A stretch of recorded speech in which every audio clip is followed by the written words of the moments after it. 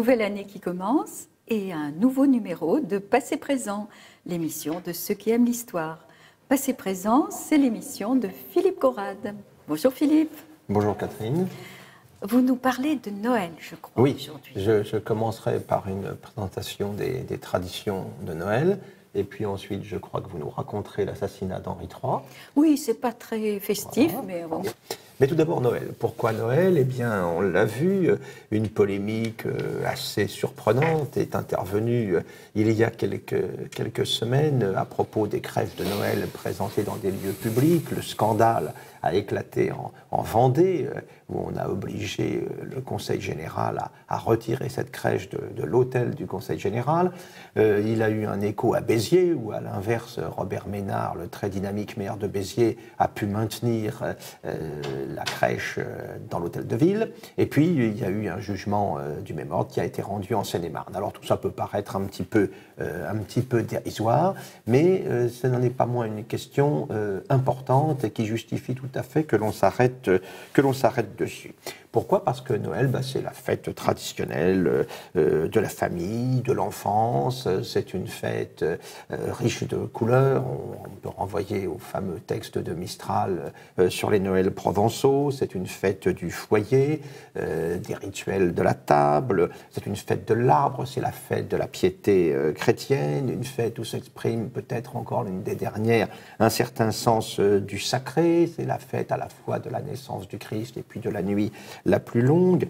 Et dans notre monde désenchanté, pour reprendre la formule de Marcel Gauchet, eh bien, c'est un moment où nos contemporains renouent d'une certaine manière le fil du temps à travers les valeurs de générosité et d'espérance, à travers cette fête donc qui témoigne de la longue mémoire européenne et chrétienne. C'est la fête de la famille et de l'amour, moi je dirais tout simplement, non? Oui, oui. C'est un mot... Noël, tout de suite, on pense à l'amour. Mais alors, qui a choisi la date? Parce que alors il y a pas quand Jésus est vraiment né. Grand débat sur la question. Où il est difficile de faire la part entre le récit sacré et puis l'histoire proprement dite. Le christianisme primitif a ignoré originellement la célébration de Noël, et on voit au IIIe siècle même le philosophe alexandrin Origène s'indigner que l'on se pose même la question d'une date de naissance du Christ, comme s'il s'agissait d'un vulgaire pharaon. Les évangélistes Matthieu et Luc vont apporter une réponse quant à l'endroit de la naissance du Christ, qu'ils vont situer à Bethléem, mais ils restent silencieux quant à la date. Et ce qu'ils décrivent, c'est-à-dire des bergers avec leurs troupeaux dehors, laisse plutôt sous-entendre que nous sommes au printemps et non pas en hiver. À partir du IIIe siècle, cependant, certaines dates commencent à être avancées. Clément d'Alexandrie parle du 18 novembre, mais la plupart des auteurs de l'époque situent plutôt l'événement entre le mois de mars et le mois de mai, c'est-à-dire au printemps. Pour compliquer les choses, certains philosophes gnostiques qui cherchent à réaliser des syncrétismes divers entre les diverses traditions religieuses orientales retiennent le 6 janvier parce qu'il s'agissait de dates correspondantes aux épiphanies de Dionysos et d'Osiris, dieux de la végétation tous les deux, dieux qui meurent et qui ressuscitent. Donc on voit les analogies qui pouvaient être établies avec la naissance du Christ. Cette date du 6 janvier qui va demeurer pendant un temps, parce que c'est aussi la date à laquelle on place le baptême du Christ dans les eaux du Jourdain, et la date également où serait intervenu le miracle des noces de Cana, où l'on a vu le Christ transformer l'eau en vin, comme chacun sait. Ce qui fait que pendant assez longtemps, l'Orient chrétien va retenir cette date du 6 janvier, mais en Occident, les choses vont être différentes. C'est assez vite, c'est la date du 25 décembre qui va s'imposer. Alors ça correspond aussi à des traditions antérieures, le solstice d'hiver bien sûr, la fête romaine des Saturnales qui s'étendait du 17 au 25 décembre, ça correspond aussi au culte du dieu Mitra qui avait rencontré dans l'Empire romain un succès tout à fait considérable, et tout cela présentait l'avantage d'associer la naissance du Christ à toute une sacralité antérieure qui parlait en quelque sorte aux fidèles de l'époque. On voit même se confondre d'une certaine manière la renaissance annuelle de Mitra, avec la fête du Sol Invictus, qui avait été imposée par l'empereur Aurélien. Et là, nous sommes effectivement dans la séquence du solstice d'hiver, donc de la fin décembre, à propos de laquelle Macrobe nous raconte que l'on sortait d'une grotte ou d'un sanctuaire, une divinité solaire figurée sous la forme d'un nouveau-né. Donc on le voit, il y a là un syncrétisme assez général qui va porter en quelque sorte cette date du 25 décembre qui sera retenue à Rome à partir de 336 comme fête de la Nativité.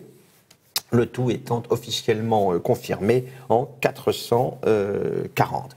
La date de l'épiphanie, voyant l'intervention des rois mages, étant mise en place également à cette époque. Alors, nous avons la date dans l'année, telle qu'elle s'est ainsi progressivement constituée, mais nous n'avons pas l'année. Et finalement, c'est un érudit romain, Denis le Petit, qui va fixer à 754 ans après la fondation de Rome, la naissance du Christ, mais on retient plutôt aujourd'hui une date antérieure, peut-être de 6 ou 7 ans, en tenant compte notamment de la tradition de l'étoile suivie par les rois mages. Le Christ, en fait, serait né 6 ou 7 ans plus tôt que la date reconnue. Il faudrait ajouter cette période à notre calendrier actuel. Alors, l'Orient va rester réticent à propos du 25 décembre pendant assez longtemps, parce que les chrétiens coptes ou arméniens considèrent que tout cela se confond avec une fête païenne qu'ils ont en horreur, mais en Occident, en tout cas, il apparaît impossible d'écarter la fête traditionnelle du solstice, dans la mesure où elle était porteuse, encore une fois, d'une sacralité très forte. On voit même le pape Grégoire Ier, quelques siècles plus tard, donner des consignes à Augustin, qui est chargé de l'évangélisation de l'Angleterre, en lui conseillant justement de jouer sur la proximité de cette date du solstice pour fixer la naissance du Sauveur. On a souvent avancé d'ailleurs l'étymologie de Néo-Hélios, de nouveau soleil, pour expliquer l'origine du terme de Noël. C'est une étymologie qu'on ne retient plus aujourd'hui. On s'en remet plutôt à l'adjectif latin natalis, dies natalis, le jour de la naissance. Alors Noël est donc le 25 décembre, mais 4 dimanches avant, c'est très important, et c'est le début de l'année liturgique, c'est l'Avent. C'est l'Avent, l'Adventus, qui annonce justement la période, qui annonce l'arrivée. L'équivalent du carême. Voilà, qui annonce l'arrivée pendant 4 semaines donc du Christ. Période qui était chargée, elle aussi, d'une forte sacralité antérieurement, car c'est la période où le déclin du soleil se fait le plus évident, où les progrès de la nuit. C'est durant cette période que se situent des traditions comme celle de la chasse sauvage, de la Ménie et le Quin, dans l'univers spirituel traditionnel, notamment celtique, une période un petit peu inquiétante qui suit la séquence de la fête des morts de Samuin, de l'époque qui a été ensuite transformée en Toussaint, comme fête des morts par l'Église. Donc c'est le moment où les créatures voilà, c'est ça, un petit peu diaboliques. Il y a un retour des morts parmi les vivants, donc c'est une période un petit peu inquiétante.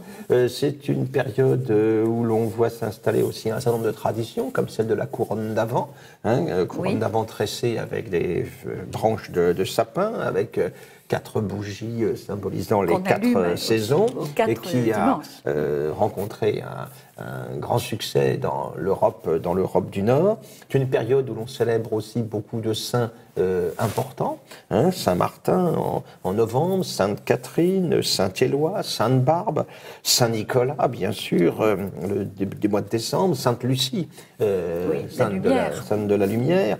Donc une période chargée, encore une fois, d'une charge religieuse importante. Et qui, de nos jours encore, a ses traditions. Par exemple, on nettoie très bien la maison, on fait des petits gâteaux de l'Avent, il faut que la maison sente bon.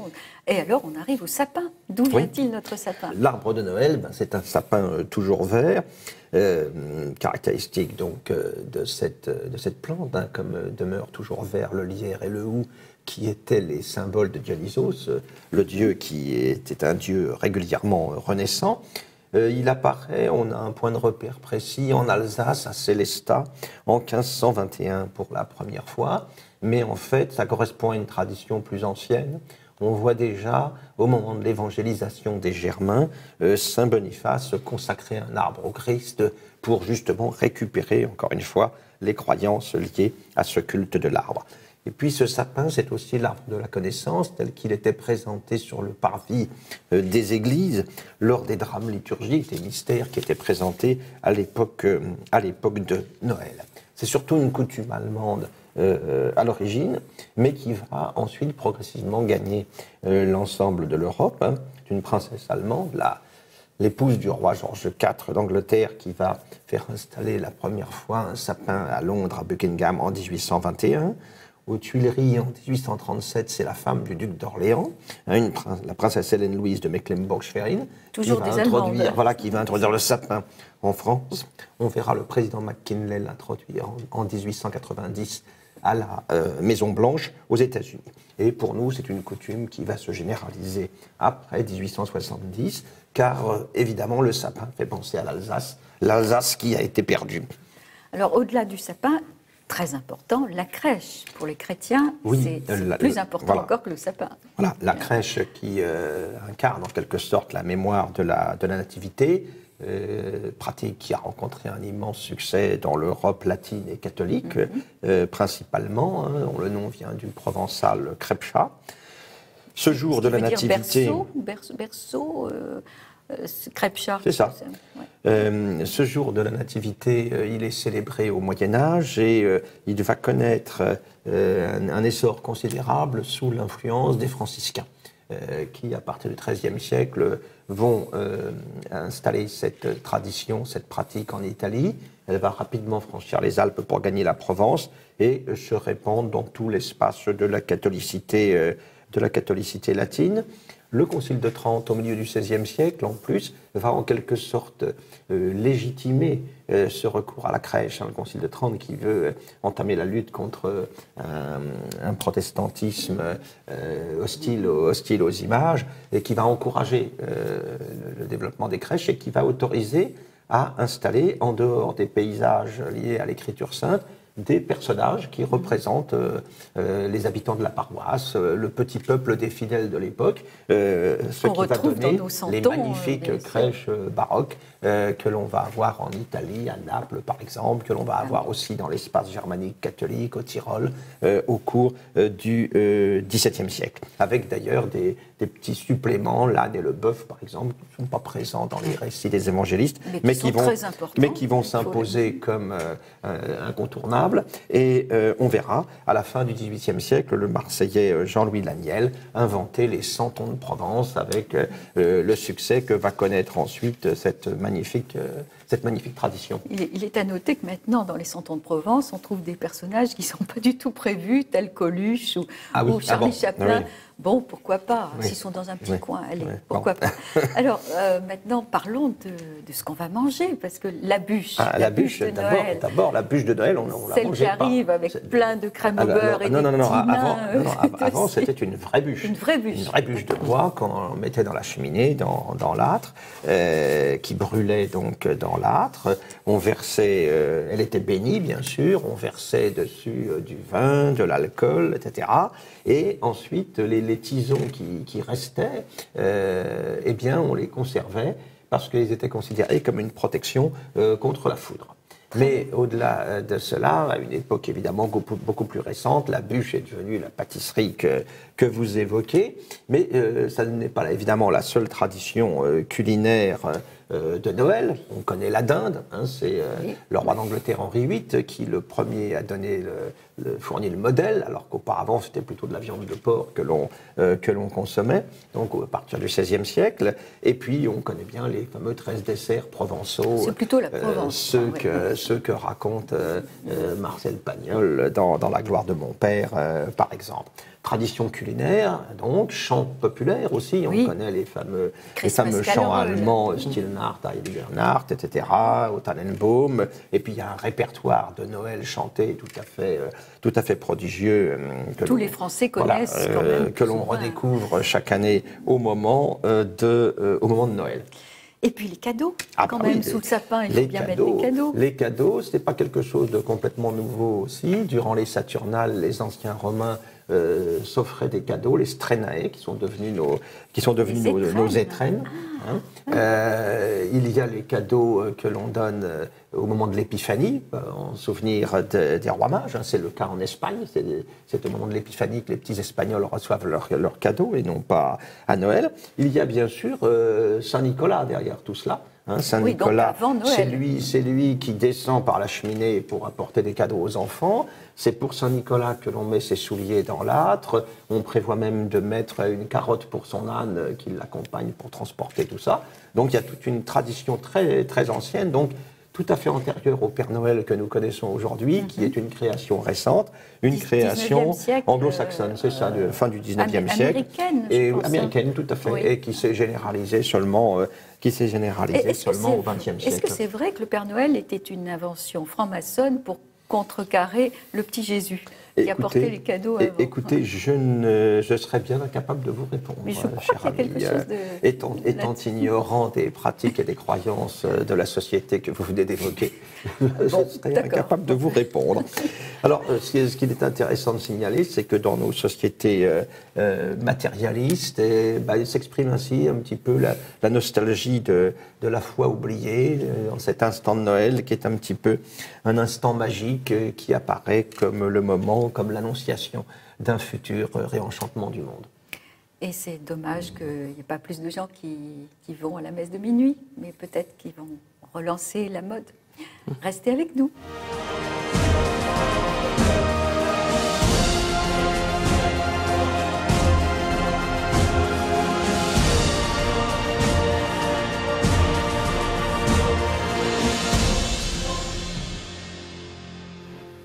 Je vais vous raconter ce qui s'est passé le 31 juillet 1589 à Saint-Cloud. Ce jour-là, le roi Henri III a été assassiné par un moine qui s'appelait Jacques Clément et qui est moins passé à la postérité que Ravaillac ou que d'autres régicides. Alors Henri III, c'est le dernier des Valois et c'est peut-être le plus intéressant. Il a une image très caricaturale qui a été largement diffusée pour des raisons politiques, d'un homme sournois, enfermé, efféminé, jouant au bilboquet avec des collants de satin et des fraises monumentales et entouré de mignons. En fait, c'est beaucoup plus complexe que ça. Et c'est un homme intelligent, c'est un homme probablement le plus intelligent des trois frères, mais enfin les deux autres, ce n'étaient pas des Lumières, hein, donc...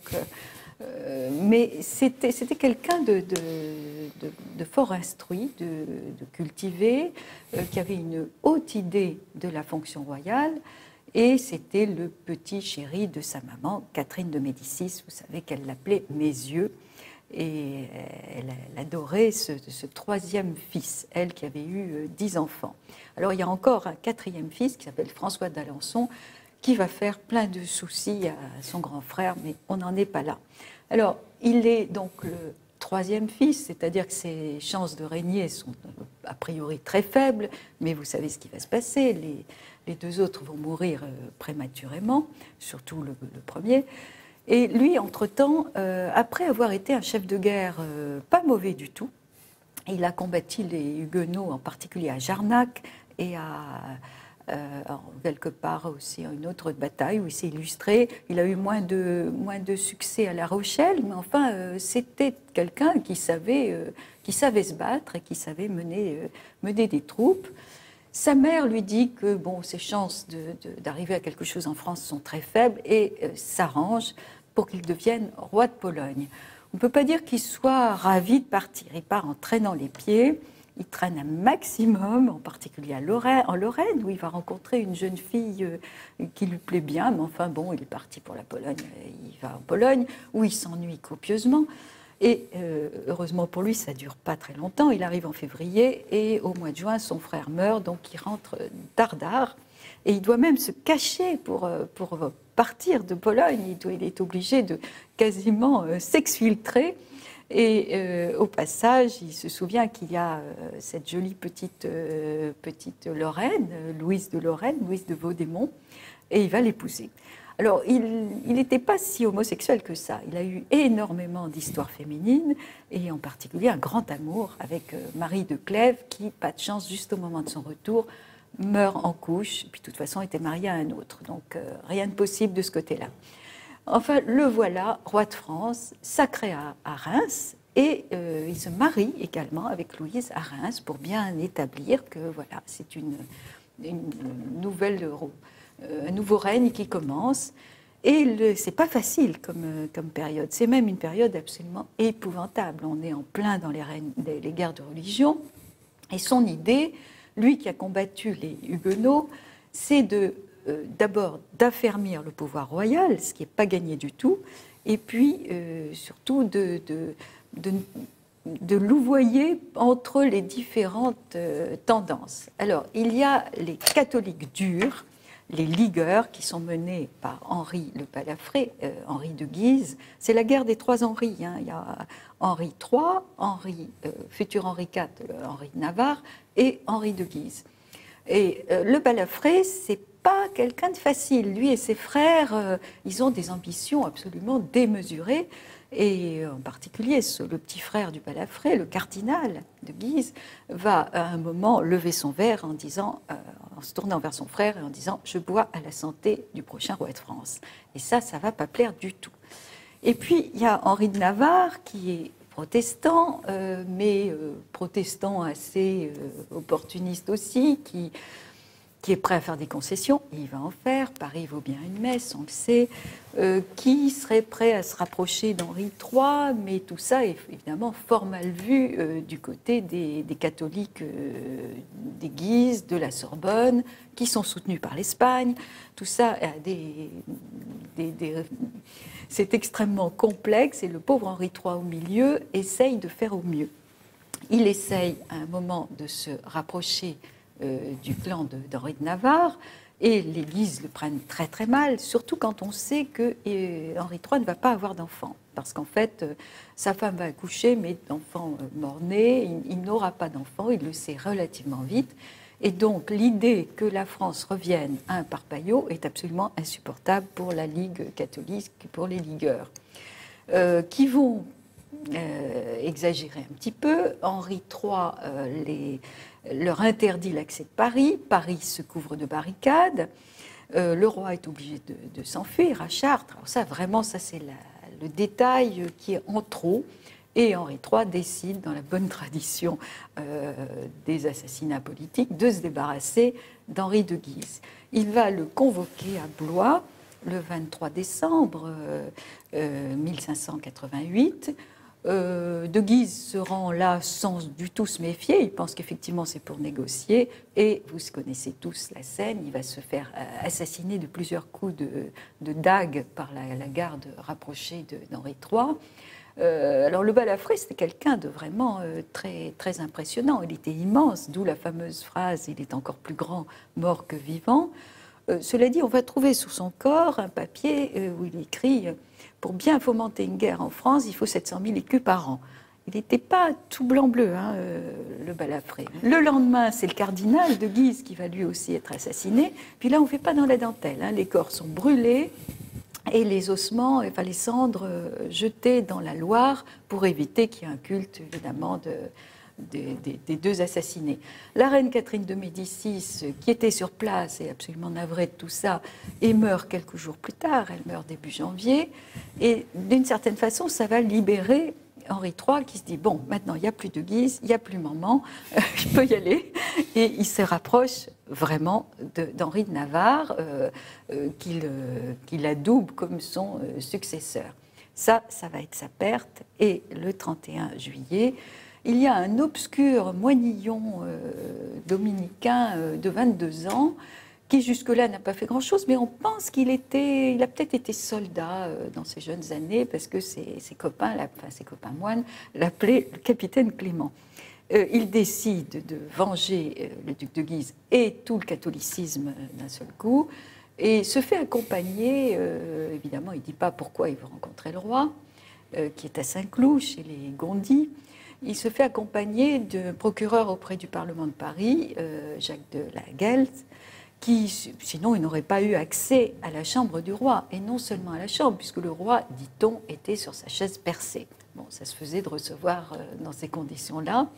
Jacques Clément cache un très grand couteau sous sa robe de moine, et le roi, qui aime beaucoup les moines, qui aime beaucoup les curés, qui évidemment ne se méfie pas, le laisse s'approcher. Jacques Clément lui dit « J'ai des lettres à vous donner en main propre ». Et au lieu de sortir des lettres, bien sûr, il sort ce grand couteau et donne un coup de couteau dans le bas-ventre. La lame s'enfonce très profondément.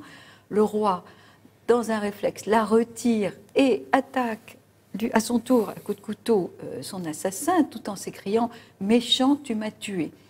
Il ne va pas le tuer là, mais ce sont évidemment les 45, la garde rapprochée, qui lardent de coups de couteau Jacques Clément. Ils en font vraiment du hachis parmentier et ils le jettent par la fenêtre de la chambre du roi à Blois. Là aussi, le corps sera brûlé. Non, il va être d'abord écartelé, puis brûlé, les cendres jetées là aussi dans la Seine pour éviter qu'on fasse un culte autour de lui. Le roi, dans un premier temps, n'a pas compris qu'il avait une blessure mortelle. Il dit même avec panache, dans 2 semaines, je suis de nouveau à cheval. Hélas, non, il n'avait évidemment aucune chance de s'en sortir. L'infection, l'hémorragie interne, etc. Quand il comprend qu'il va mourir, on dit qu'il fait venir le futur Henri IV, qu'il l'adoube sur son lit de mort, et il meurt le 1er août à 1h30 du matin. C'est un assassinat qui n'a pas laissé autant de souvenirs que celui d'Henri IV, qui aura lieu 20 ans plus tard. Mais c'est le premier régicide des Capétiens. Et rien que pour ça, ça valait la peine de s'en souvenir aujourd'hui.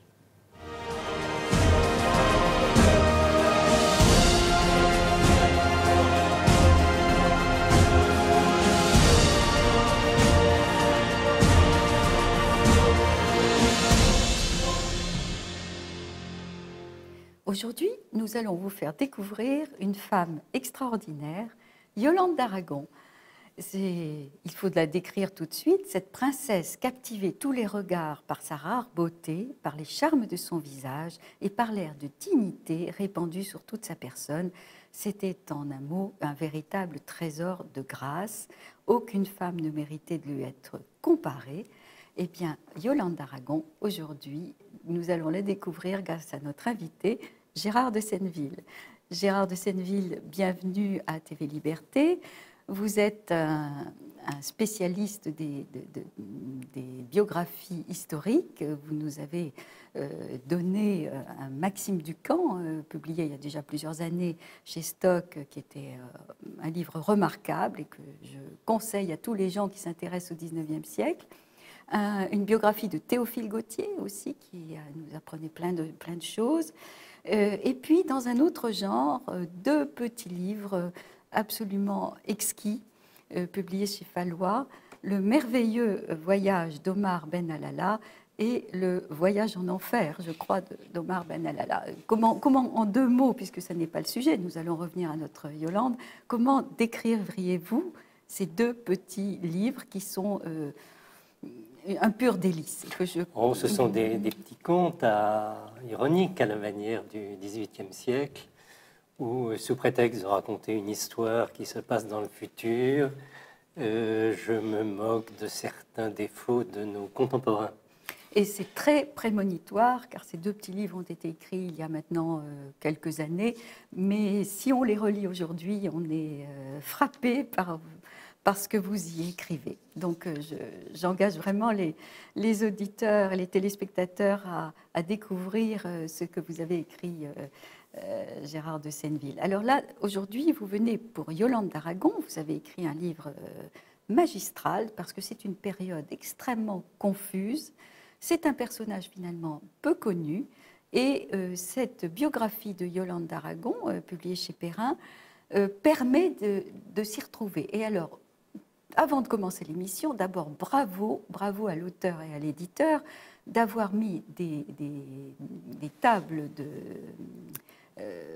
comment on appelle correspondance. Ça ? Non, des arbres généalogiques parce que les familles sont tellement complexes. C'est essentiel pour s'y C'est retrouver, absolument hein. essentiel. Puis surtout, les noms sont souvent les mêmes, donc c'est vraiment très important de savoir qui est qui et qui a épousé qui et qui est la mère de qui. Donc là, on est guidé pendant toute cette biographie et on découvre, et on peut se laisser aller à découvrir ce personnage peu connu finalement, n'est-ce pas Pierre? Oui, oui. Yolande d'Aragon, la guerre de 100 ans, c'est Jeanne d'Arc et c'est éventuellement Isabeau de Bavière, mais enfin, là, un beau personnage. Elle reste apparemment au second plan, mais en réalité, c'est une femme de décision. Une femme de tête. Donc, Yolande d'Aragon a joué un rôle majeur dans l'issue de la guerre de 100 ans et puis la fin de la querelle entre les Armagnacs et les Bourguignons, car on peut dire qu'elle a tenu à bout de bras son gendre, Charles VII. Charles VII. Mais il faut quand même dire qui elle était. Oui, alors c'est une Vous petite avez espagnole. cité tout à l'heure Catherine, un texte du religieux de Saint-Denis, qui décrivait Yolande d'Aragon à 20 ans lors de son mariage en 1400 à Arles avec Louis d'Anjou. Alors Yolande d'Aragon était la fille du roi d'Aragon, une des principales puissances de l'époque, et elle épousait un cousin du roi de France, Louis II d'Anjou, qui était à la fois duc d'Anjou, comte du Maine, comte de Provence et roi de Sicile, un royaume à conquérir qui correspond à ce que nous appellerions le royaume de Naples aujourd'hui. Mais l'élément essentiel où va se jouer peut-être l'avenir de la guerre de 100 ans, c'est une rencontre qui a eu lieu le 21 octobre 1413 à Marcoussis, où se rencontrent deux reines, Isabeau de Bavière, la reine de France, et puis Yolande d'Aragon, la reine de Sicile, duchesse d'Anjou.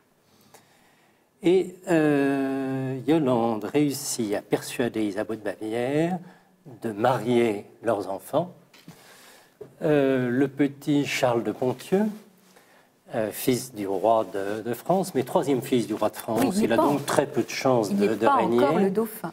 Et Marie d'Anjou, fille de Louis d'Anjou et de Yolande d'Aragon. Et ceci va être décisif, car la coutume voulait qu'après des fiançailles, le fiancé aille vivre dans sa belle famille. Et le jeune Charles de Ponthieu va donc vivre quelques années à Angers ou à Saumur ou en Provence, aux côtés de Yolande d'Aragon, qui va être pour lui une véritable mère. Cet adolescent qui se sentait mal aimé, voire renié par sa mère, qui avait vécu des événements terribles, se trouve dans une toute autre ambiance et cette femme lui apporte une affection dont il avait besoin. D'où un lien très fort entre eux qui va se révéler très important dans la suite des événements, car donc peu après le désastre d'Azincourt, le dauphin Louis de Guyenne meurt soudainement. C'est donc son frère Jean de Touraine, tous sont mariés à des princesses bourguignonnes, qui lui succède comme dauphin, et lui aussi 2 ans après va mourir brutalement. Et donc le jeune Charles de Ponthieu devient dauphin. Il a à l'époque 14 ans, et dans les terribles luttes qui ont lieu face à ces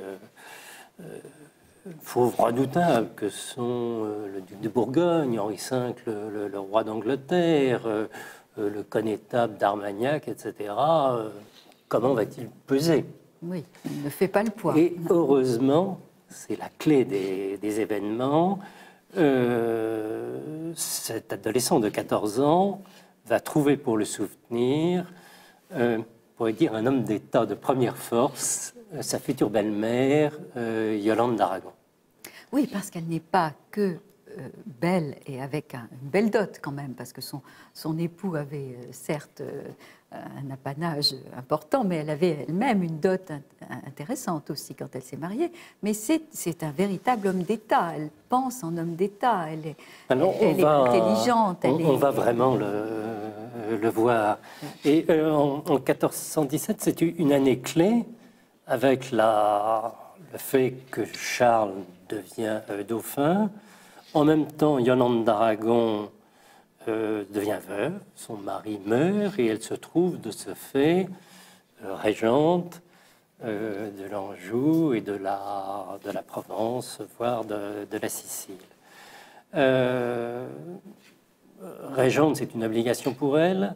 Le fait de soutenir le dauphin, ça c'est un devoir qu'elle se crée à elle-même. Et ça va être capital, car en 1418, quand les Bourguignons s'emparent de Paris, par Migras, grâce au sang-froid de Tanguy du Châtel, le dauphin, qui était à l'hôtel Saint-Paul, parvient à s'échapper de Paris. Il se réfugie d'abord à la Bastille Saint-Antoine, ensuite à Melun. Et ensuite, il va se rendre au sud de la Loire, à Bourges. Et alors que son père, Charles VI, actionné par le duc de Bourgogne, lui donne l'ordre de revenir, il va rester au sud de la Loire et organiser ce que l'on va appeler parfois par dérision le royaume de Bourges. Oui. Mais en fait, ce sera un territoire très, très cohérent d'où il pourra se battre. Et c'est sa bonne mère, Yolande d'Aragon, qui l'aide à faire tout ça. Et même après sa mort, Charles VII le reconnaîtra lui-même qu'à ce moment décisif, elle lui a fourni l'appui de ses gens, de ses forteresses, de ses conseils. Oui, et il y a en plus de l'affection. On a l'impression qu'elle a un cœur. Elle a elle-même 5 enfants, mais elle adopte, on peut dire, de façon très affectueuse ce gendre qui n'est effectivement qu'un jeune adolescent. Donc, et ça lui donnera une autorité sur ce gendre, et on en a vraiment la clé du mystère qui est le règne de Charles VII, où on voit ce personnage timide, qui a des foucades, qui n'est pas sûr de lui, qui peut se laisser aller à de mauvaises influences, qui va devenir le roi de France victorieux, alors qu'effectivement, on est au bord du désastre.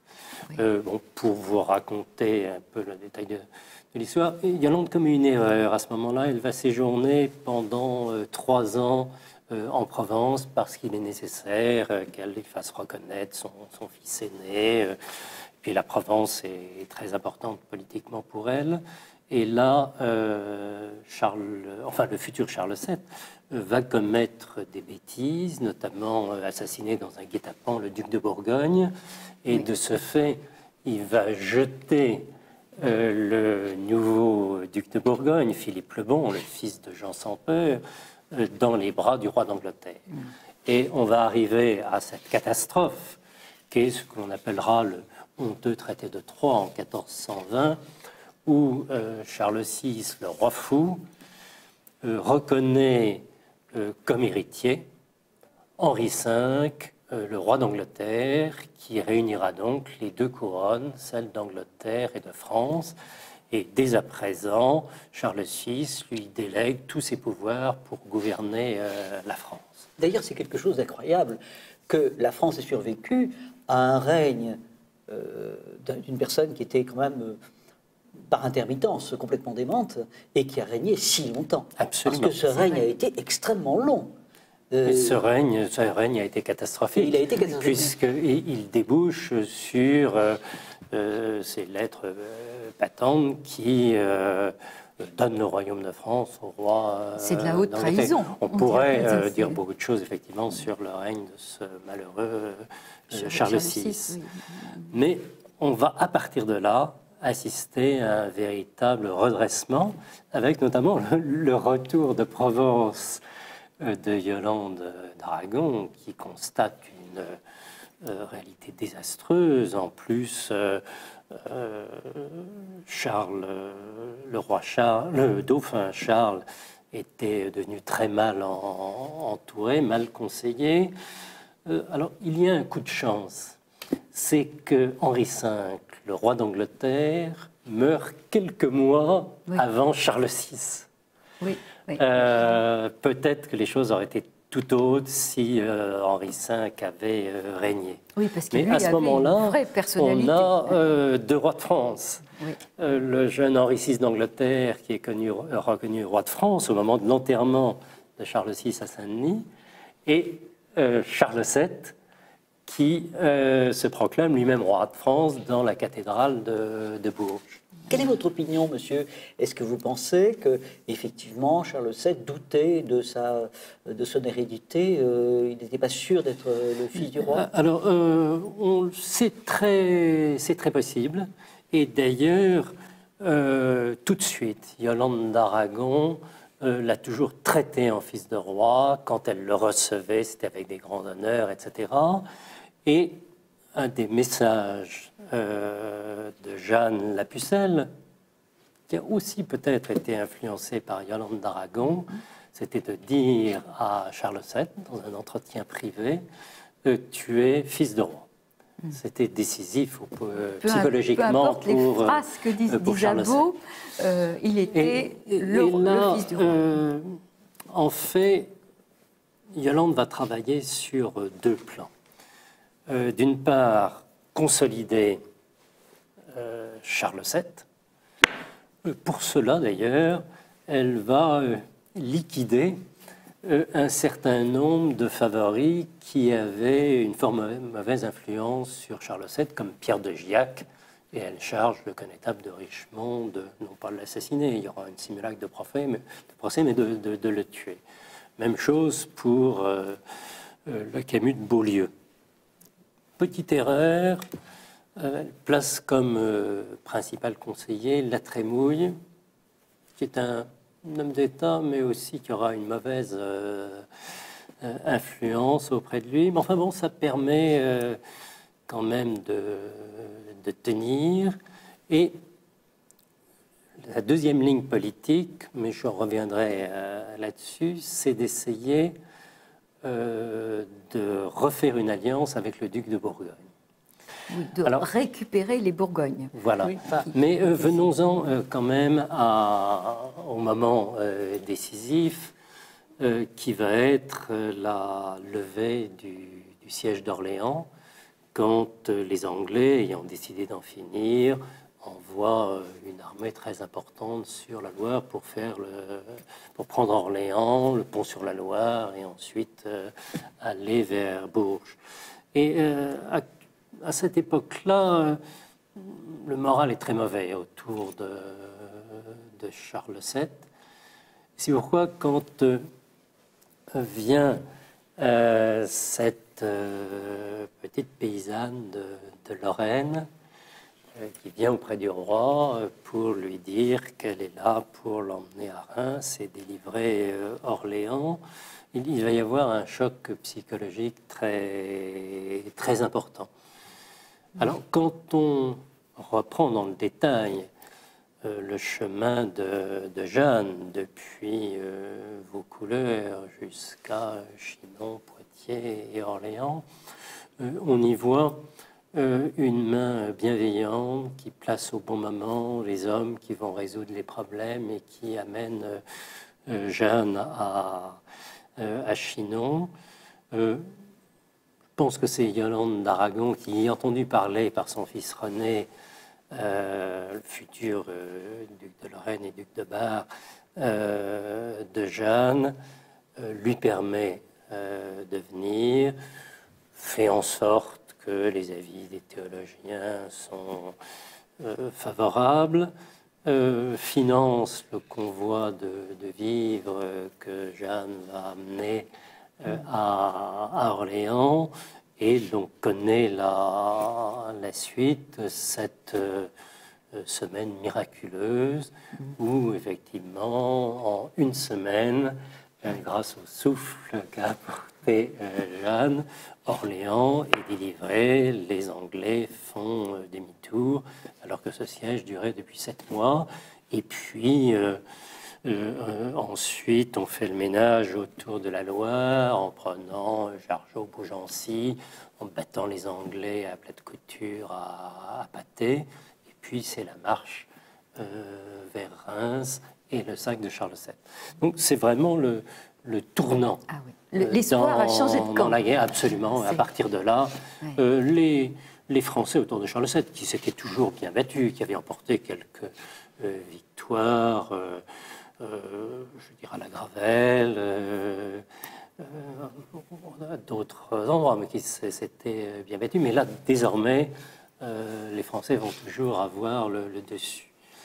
Et là, ce qui va être donc, un dernier événement qui est important, Yolande va liquider la Trémouille, qui avait une mauvaise influence et qui d'ailleurs jouait à contre-jeu vis-à-vis des Bourguignons. Et un soir au château de Chinon, alors que le roi et la Trémouille demeurent, Gaucourt, le capitaine de Chinon, qui est un des familiers de Yolande d'Aragon, ouvre une des paternes et un groupe d'hommes d'armes menés par Pierre de Brézé, Jean de Bueil, Préjean de Cotivy se précipitent, font prisonnier il va même recevoir un coup de couteau. Voilà, mais il était très gros, donc le coup de poignard ne lui fait rien. Donc on le ficelle, on l'emmène prisonnier au château de Montrésor, le château de Jean de Bueil, un Angevin également. Et là, on lui fait jurer de ne pas revoir le roi. Et comme à cette époque-là, tout le monde tient les serments, la Trémouille sort du jeu politique. Peut-être compris. Et Yolande va faire ce qu'elle a toujours essayé de faire, c'est de bien entourer Charles VII. Et là, elle va placer auprès de lui des hommes comme Pierre de Brézé, un Angevin, le connétable de Richemont, Jean de Bueil, d'autres encore, qui vont faire du roi Charles VII le roi bien servi. Et cette équipe que Yolande place auprès du roi va rester auprès de lui, au-delà de la mort de Yolande, jusqu'à la mort de Charles VII. Et c'est vraiment là où on voit qu'autour de Charles VII, les choses fonctionnent très bien. Les armées sont bien équipées, le gouvernement est cohérent, on met fin aux tentatives de rébellion comme la Praguerie, etc. Ceci va être décisif. Donc, il y a un autre élément très important dans la politique de Yolande d'Aragon, c'est celle-ci depuis le départ. Depuis la fuite du dauphin de Paris, elle va essayer de renouer les liens entre le dauphin et ensuite le roi de France, Charles VII, et le duc de Bourgogne, et également le duc de Bretagne, qui est une puissance. Le duc de Bretagne qui a tendance à souvent changer de camp. Tantôt il est pour le roi d'Angleterre, tantôt pour le roi de France, etc. N'est-il pas son gendre aussi, Alors, de Bretagne? Le duc de Bretagne est un vassal du roi de France pour la Bretagne, mais il est un vassal, ou plutôt son frère Arthur de Richemont est un vassal du roi d'Angleterre pour le comté de Richemont en Angleterre.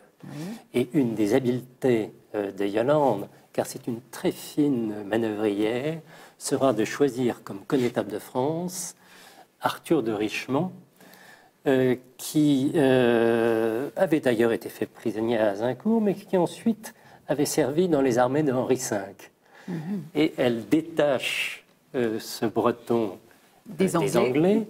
En plus, c'est le beau-frère, ou plutôt Arthur de Richemont a épousé une sœur du duc de Bourgogne. Donc, ça peut créer des liens, etc.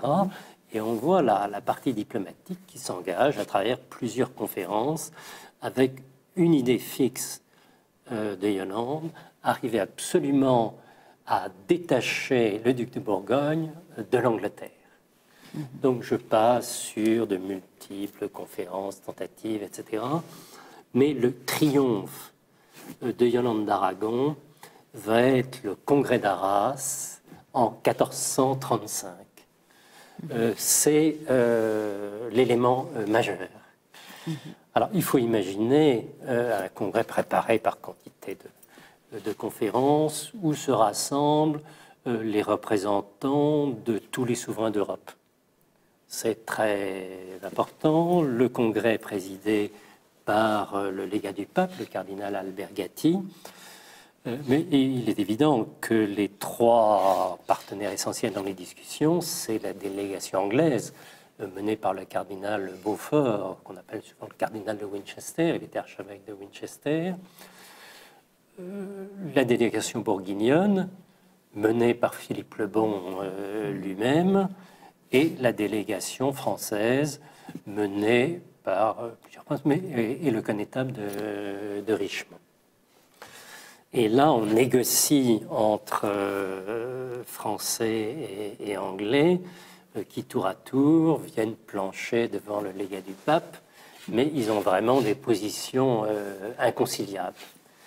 Et les Bourguignons, là, ils comptent les coups en attendant. Oui, parce que ils attendent de savoir la négociation essentielle, c'est celle qui se passe entre France-Angleterre. Le roi anglais est très jeune à l'époque. Oui, Henri VI, c'est un enfant. C'est un enfant, et donc ce qui est une chance pour la France. Son oncle, le duc de Bedford, qui est régent du royaume, du royaume pour la France. Oui, d'accord. Donc c'est lui qui compte, mais il est malade et il n'est pas présent.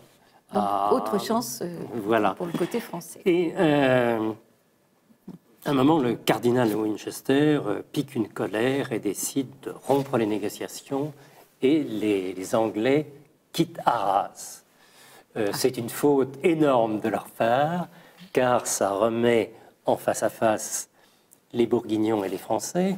Et là, le terrain était très bien préparé par les agents de Yolande.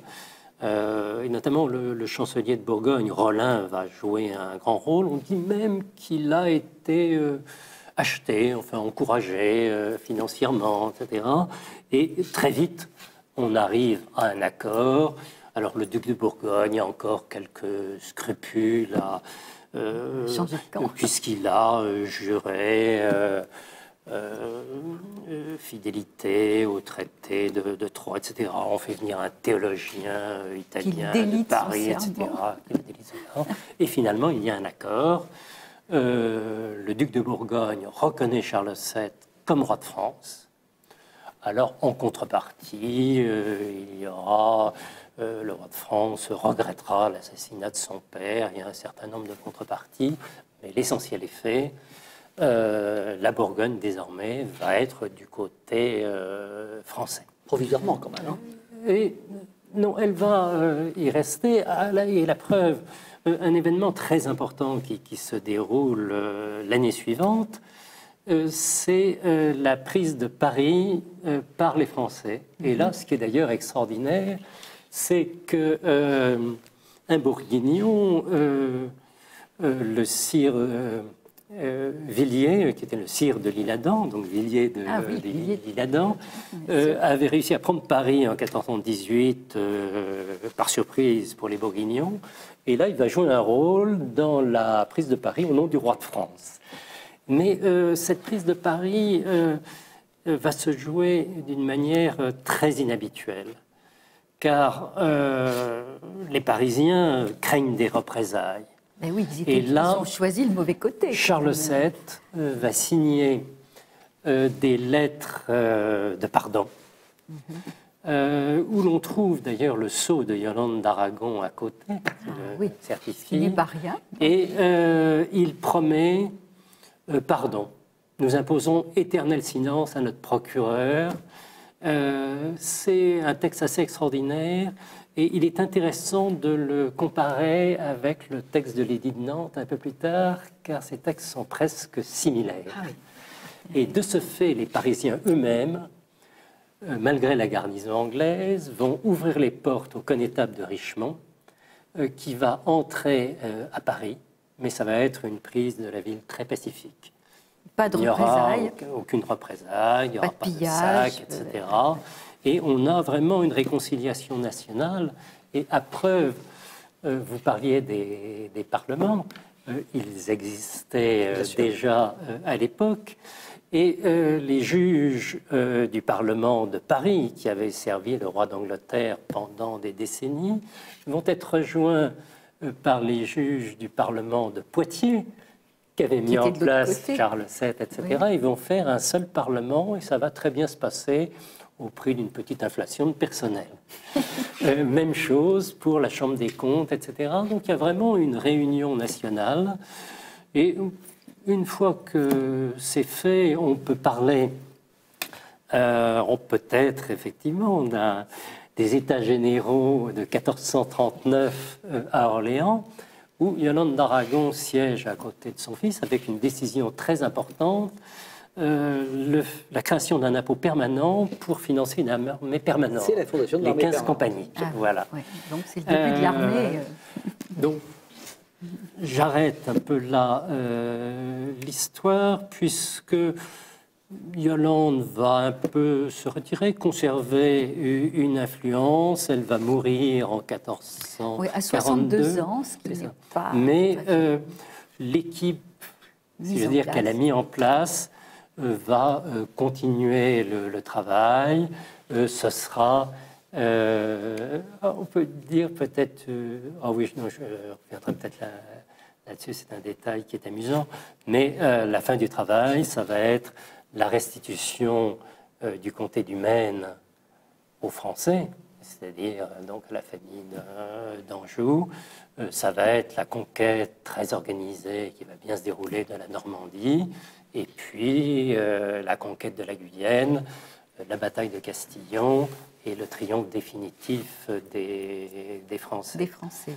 Alors, l'émission se termine bientôt, messieurs, mais je voudrais garder une image de Yolande d'Aragon vieillissante, apaisée. Elle a quand même un beau chemin derrière elle. Et ses rapports avec sa petite fille, la fille de René d'Anjou, qui sera la reine d'Angleterre. Je voulais en dire. Je crois qu'on peut terminer là-dessus. Parce qu'effectivement, pendant que René d'Anjou, donc le second fils de Yolande, alors qu'il était parti en Sicile pour à nouveau conquérir son royaume, il a laissé auprès de sa grand-mère la petite Marguerite d'Anjou, qui pendant quelques années va vivre aux côtés de Yolande d'Aragon, et on voit l'influence de l'une sur l'autre.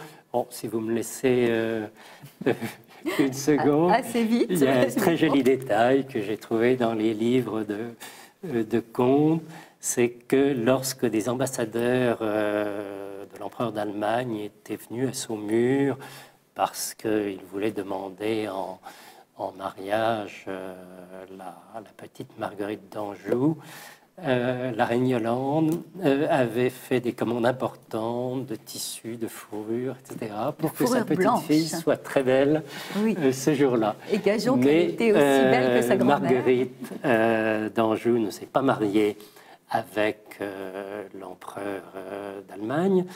Elle s'est mariée en 1444 à la suite d'une ambassade Suffolk et puis la famille d'Orléans avec le jeune Henri VI d'Angleterre. Et voilà. Et elle va jouer un rôle très important dans notamment la guerre des Deux Roses et l'histoire de l'Angleterre. Et on peut dire que c'est elle qui va soutenir à bout de bras et diriger son mari, le faible Henri VI. Bon sang ne mais saurait mentir. son rôle, peut-être qu'elle n'avait pas... Elle avait certainement la volonté de sa grand-mère. Elle n'avait peut-être pas son sens de la diplomatie. L'esprit de finesse. Ce qui l'a amené à faire un certain nombre d'erreurs. Et je crois qu'elle est assez mal vue en Angleterre aujourd'hui.